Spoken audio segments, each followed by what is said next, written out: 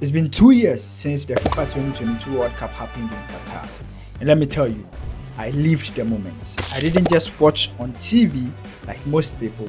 I witnessed the greatest World Cup finals ever. Well, maybe I'm too young, so I would say it isn't the greatest, but based on my experience, I would say the greatest World Cup finals ever. Why? Because I had the privilege of working with FIFA as the international volunteer at the famous Lusail Iconic Stadium.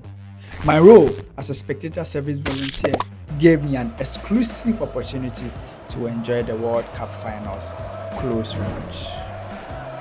So here's a story of how I experienced the craziest, most dramatic football game ever and how I managed to survive the chaos.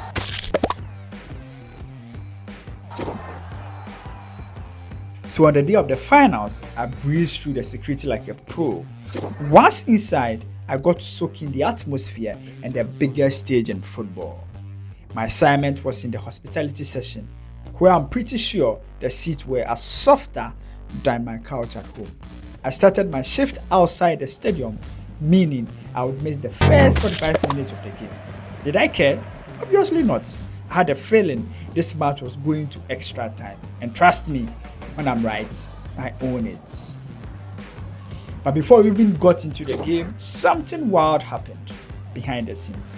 This didn't happen on TV, and I'm sure most of you didn't see it.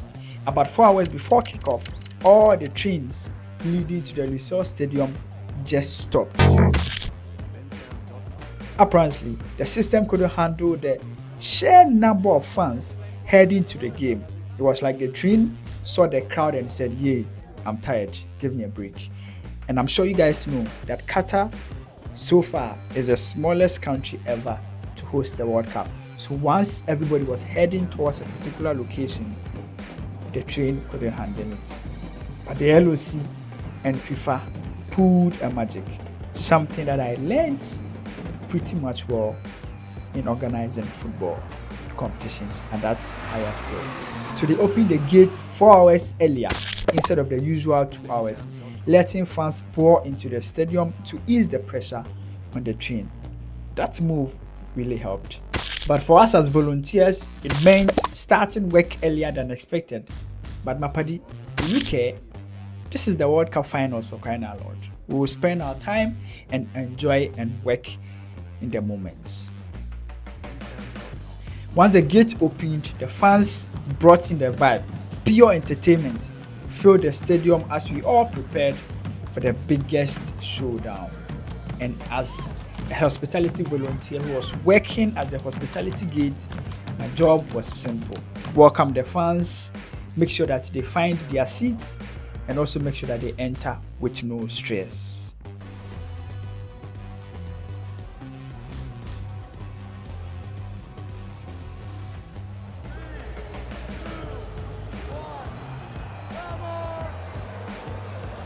So the match kicked off and Argentina came out swinging.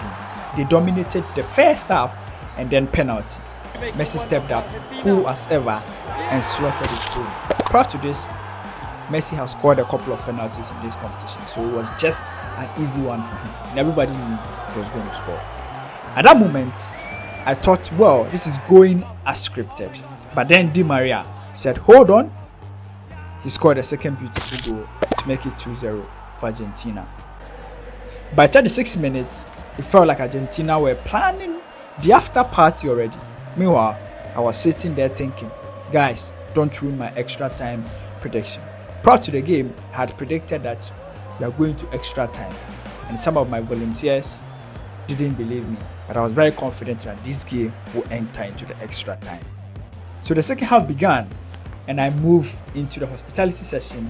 Now I could work and sneak peek at the action. That means I'm in the stadium, time for me to also enjoy myself.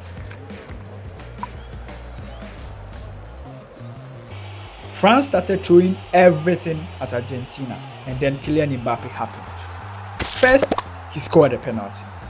Then just 90 seconds later, he unleashed a ridiculous volleyball to make it 2-2.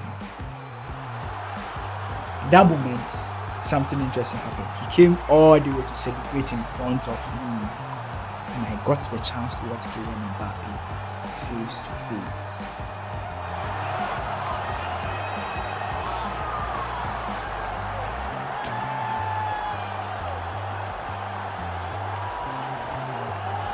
At that point, it was becoming a bit more chaotic because France had just came down 2-0 to make it 2-2, and we just had some few minutes to play. Quickly, we went into the extra time. In the extra time, the drama went up to a different level.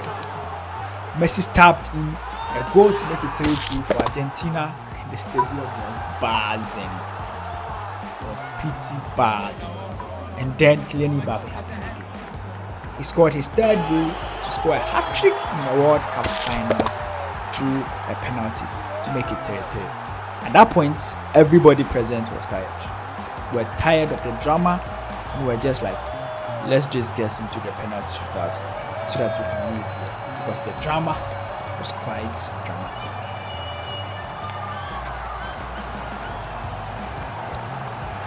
The score at the end of extra time. Argentina 3, France 3. Finally went into the penalty shootout, and it was time for us to watch Emiliano Martinez do his thing. Prior to that, he has saved a couple of penalties and helped Argentina get all the way to the finals. So two things happened. One, because Emiliano Martinez was in the post, Argentina fans were pretty much confident. And poor France, the penalty shootout happened right in front of the loudest Argentina fans in the stadium. That also played a role in helping Argentina go all the way to lift the trophy. So Emiliano Martinez showed up and became the hero on that day. Saved 2 penalties to help Messi lift his first ever World Cup trophy in the world.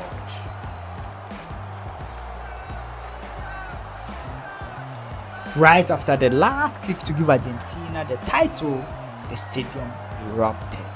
People were crying, kids were screaming, young, old.